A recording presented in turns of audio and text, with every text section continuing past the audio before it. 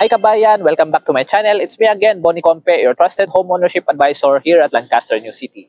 So for today's video, papakita natin ang sample dress-up unit ng Aira Single House. Sa previous video natin, pinakita natin yung actual turnover na unit. So dito, compare ninyo from actual turnover versus dress-up unit para may idea kayo if ever na ipapamodify nyo yung unit.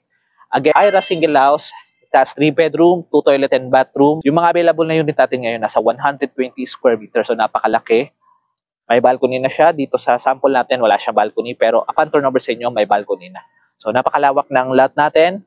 Pwede mag-garden si Mrs. Magpa-extension ng room for your office or sa additional room ng mga bata. Yan, pwede dito. Sample modified. So, dito, wala pang in-extend dito sa sample dress up natin. Basta naglagay lang ng gamit, nilagyan ng mga appliances, and then binago yung mga tiles. Tara, pasukin natin ang Aira Single House.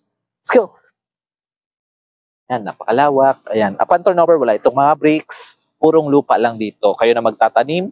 Yan, dito yung magiging sample na carport natin. This side. Pero napakalawak nito. 120 square meter. 3 to 4 na sasakyan. Kasyang-kasya dito. Again, upon turnover, meron itong malaking balcony dito. Side. Tara, pasukin natin. Knock. Upon entering, bubungad sa inyo ang napakagandang living area. So, naglagay siya ng sofa dito. Yan, naka-letter L.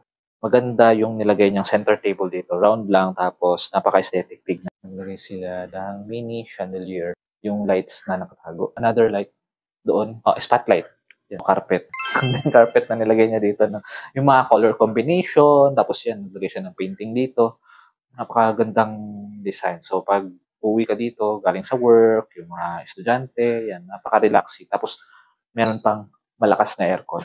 So, this side, dining area, 6 to 8 na dining table set dito. So, glass yung table niya. So, yayamanin.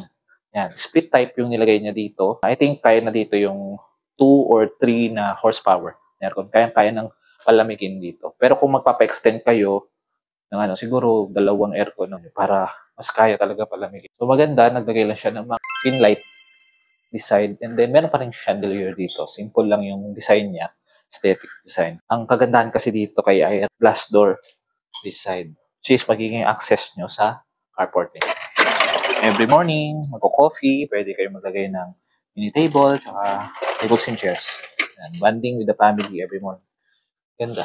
Nagpe-prepare na kayo for your retirement. Maganda, mapili nyo itong Aira Single House. This is located dito sa Cavite, just 30 minutes away from Metro Manila via Cavitex. And then soon yung Calax, ongoing na po siya.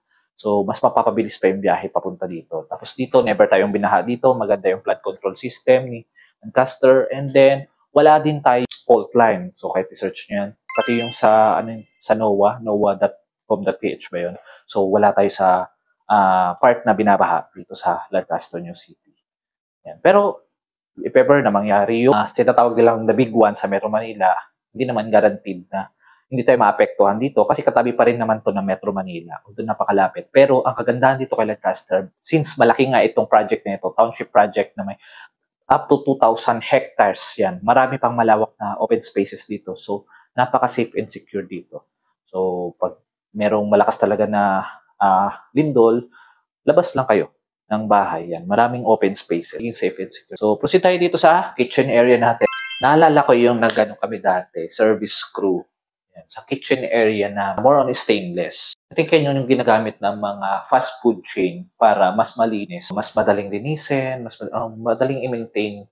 Yan. Kasi nga, mabilisan yan eh. Pag nag-closing, opening, mabilisan. Ginawa mo pala sa bahay ninyo, mas maganda rin tignan. Wala siyang pina-extend dito sa kitchen, pero malawak pa rin siyang tignan. Diba? Yan. Nagpalagay na siya, diba? Dito, ito lang yung side na yun, upon turnover. Dito, putol na yun eh. Yung per turnover na unit. So, ito lang straight nito. So, dito, lagyan niya na lang pala letter L. Nilipat niya, wash area niya dito. And then, ang dito, nilagay niya yung the German. Ganda yung pagkaka-setup niya dito. Yung office ilalim. Meron pa rin storage. Daluto na yung pizza, tapos tago niyo muna sa ilalim para hindi makita ng ibang bisita. Okay. Pero kung double door, I think kakainin niyo ito dito banda. So, that's the time na siguro magpapa-extend na kayo ng kitchen kasi medyo kakain na malaking space yung double door. 5 lang kayo, family member, titira dito sa unit na to. Pwede na siguro yung ganitong refrigerator, toilet and bathroom. Maganda, pinalitan niya lahat dito. Yan, pati yung lavatory, yung shower niya. Yan. I think telephone ito. Ganda na. Diba? CR pa lang, kwarto na. Ganda. Ang aliwalas. Perfect for weekend bondings ng family. Akitin natin. Dito, yung nauuso wood. Dito, isa sa gusto kong part dito sa pag-akyat dito, dalawang room. Sarap. And then yung toilet and bathroom dito. Napakalaking toilet and bathroom na pwedeng lagyan ng bathtub. Second room dito sa taas. Yan. Ang nilagay niya dito, single size na bed lang. So, since single size na bed lang, malawak pa yung ano. So, itong side na to, yan, lagyan niya ng isang malaking cabinet. Pero, meron pa ring TV. Nasingita niya pa rin ng TV dito. This 32 inches or 40 inches. Yan. Tapos, maliit na salamin. Pero kung ako maglalagay ng salamin, hindi ko ganito. Lalo't may maliit pa na bata, nakadikit, permanent sa wall. Pogi ko. Toilet and bathroom, parang nasa hotel. Dito na, separate yung shower. Tapos dito, yung design niya ng tiles na ano niya, yung pahaba. Ganda tignan. Ang tiles na nilagay niya dito, parang yung sa mga industrial na cement lang. Pero ganda tignan. Hindi siya dumihin. Ito tsaka dumaan. From CR, balik-balik. CR, room. Napakaganda, napakalawak na master bedroom ng Aira. Yung tatlong malalaking window niya, mas nagpaganda ng room natin. Ayan, king size na bed. Pag-uwi nyo ni Mrs. galing sa work, masarap pagbakbakan dyan. Siguradong madadagdagan ng inyong mga anak. Tamang-tama kasi malaki na yung bahay nyo. Nakaready na para sa malaking pamilya. Dito, nilagyan niya ng maliit na round table, 2 chair para sa mag-asawa. Bibisit kayo ng mga anak nyo, mag-enjoy siya dito kasi may TV pa rin kayo dito. Tadang! Yan. Diba? Para talaga nasa hotel. This side niya nilagay yung split type na aircon. Pag ako ang maglalagay ng split type na aircon, dito siguro na side para direct sa kama. Yan yung guys. Maganda rin yung design ng tiles na nilagay niya dito. Sa actual turnover, wala itong tiles. So, yan. Yan yung isang advantage. Makakapili ka ng design na gusto mo, yung size, and then yan, yung design. Pahaba. Kung gusto niyo ipagaya itong sample dress up ng Aira, pwede niyo naman dalhin dito yung gagawa. So, kita nyo yung mga materials na gagawin. IKEA, All Home, yan marami. Hindi man exact design furnitures, pero at least mas malapit. And marami na rin online. Order na lang kayo tapos di-deliver na sa inyo. Less hassle. Continue lang. Closing na lang ako, Saan ako maganda? Ito na lang sa kitchen. Yun kabayan, napakita natin ang sample dress-up unit ng Aira single house natin dito sa Lancaster, New City. So, if you are interested na makapag-invest na dito, finally, kung tama na yung ipon mo, so, bili mo na yan ng bahay para masecure mo na yung future mo dito sa Lancaster. Baka maubusan ka pa ng bahay dito or kung hindi ka man maubusan, baka mas mahal na in the future kasi dati itong 3 to 4 million lang itong unit na itong ngayon nasa 8 million na siya. And tataas pa yan dahil sa mga ongoing na developments dito sa Cavite, especially dito sa Lancaster, New City, nasa gitna ito ng malalaking projects like Ayala, Mega World, Federal Land.